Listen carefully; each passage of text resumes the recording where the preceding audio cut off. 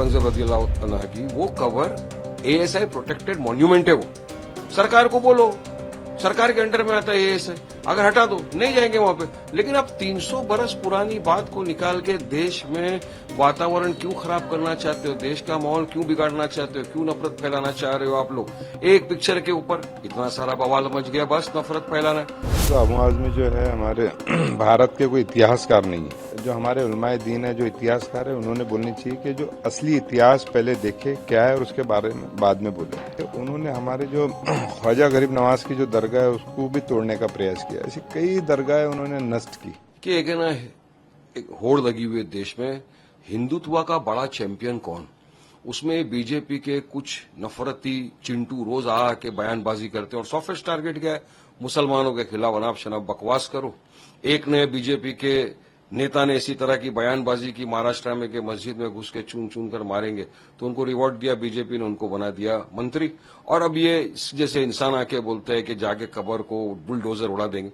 अरे भाई, वहां पे जो है कबर औरंगजेब रज़ियल्लाहु अन्हु की, वो कवर एएसआई प्रोटेक्टेड मॉन्यूमेंट है। वो सरकार को बोलो, सरकार के अंडर में आता है एएसआई, अगर हटा दो नहीं जाएंगे वहां पे। लेकिन आप 300 बरस पुरानी बात को निकाल के देश में वातावरण क्यों खराब करना चाहते हो, देश का माहौल क्यों बिगाड़ना चाहते हो, क्यों नफरत फैलाना चाह रहे हो आप लोग?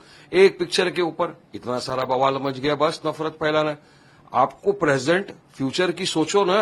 हिस्ट्री जो लिख चुकी है उसको बदल नहीं सकते आप। बोर्ड पे से अभी मैं देख रहा था, दिल्ली के अंदर कुछ लोग गए, अकबर रोड के ऊपर जाकर वो जो बोर्ड था अकबर का, वहां पे कालख पोत दी और शिवाजी महाराज के फोटो लगा दिए। शिवाजी महाराज की इज्जत सब करते, लेकिन इस तरह से जाके बोर्ड से नाम मिटा देने से आप हिस्ट्री तो नहीं मिटा सकते हो ना, नाम तो नहीं मिटा सकते हो ना। और वो जो जगह है जहां पे ये गए, वीआईपी एरिया है, उस जगह पे काफी मंत्री लोग रहते हैं। तो पुलिस प्रशासन क्या कर रहा था, उसके ही नजदीक में हमारे पार्टी प्रेसिडेंट ओवैसी साहब का भी घर है, वहां पर 2-3 मरतबा उनके घर के ऊपर पथराव हो चुका है, नेम प्लेट टूट गई थी, कंप्लेंट किया था, तब भी पुलिस, अगर उस ऐसी जगहों के ऊपर पुलिस चौकन्ना नहीं रहती तो कहां चौकन्ना रहेगी?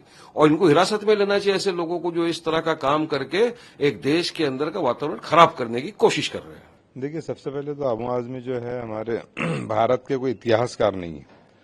दूसरी बात, ये बातें जो है, जो हमारे उलमाए दीन है, जो इतिहासकार है, उन्होंने बोलनी चाहिए कि जो असली इतिहास पहले देखे क्या है और उसके बारे में बाद में बोले। मैं ये मानता हूं कि जो औरंगजेब थे वो क्रूर शासक थे। इसलिए क्रूर शासक थे कि उन्होंने हमारे जो ख्वाजा गरीब नवाज की जो दरगाह है उसको भी तोड़ने का प्रयास किया। ऐसी कई दरगाहें उन्होंने नष्ट की। आप अगर इतिहास में उठा के देखें तो उन्होंने कई दरगाहों को तोड़ा और उसके बाद अजमेर शरीफ को तोड़ने गए। तो वो कैसे कुशल प्रशासक हो सकते हैं? ये क्रूरता नहीं है तो और क्या है? दूसरी बात मैं आपको बता दूं कि उन्होंने अपने पिता को जेल में रखा और भाई का कत्ल किया, ये भी एक क्रूरता का ही प्रमाण है। तीसरी बात मैं आपको बताना चाहता हूं कि हमारे जो आइडियल है वो एपीजे अब्दुल कलाम आज़ाद, मौलाना अबुल कलाम, ऐसे लोग हमारे आइडियल हो सकते हैं जिन्होंने समाज को कुछ दिया है। अगर आप देखें तो मुसलमानों में भी ऐसे बड़े बड़े विद्वान और आइडियल हुए, जैसा हामिद अंसारी है जिन्होंने पूरे मुसलमानों का नाम रोशन किया पाकिस्तान के खिलाफ जंग लड़कर, और सर सैयद अहमद जिन्होंने यूनिवर्सिटी का निर्माण किया, बच्चों को, मुस्लिम बच्चों को एजुकेशन देकर। तो ऐसे कई बड़े बड़े आइडियल है। तो औरंगजेब हमारे आइडियल हो नहीं सकते। और इस पे अगर बोलना भी चाहिए तो हमारे उलमाए दीन ने बोलना चाहिए, जिनको एक्चुअल इतिहास मालूम है, जो इंडिया के जो मुस्लिम इतिहासकार भी है। अगर आप देखोगे तो यहाँ नागपुर में मोमिनपुरा में सैयद सरफुद्दीन साहिल करके इतिहासकार है, उन्होंने बोलना चाहिए। तो ये क्या एक सही मैसेज जाएगा? ऐसा गलत फिट करके आप मुस्लिम समाज को बदनाम करने की कोशिश कर रहे, ये बिल्कुल ठीक नहीं।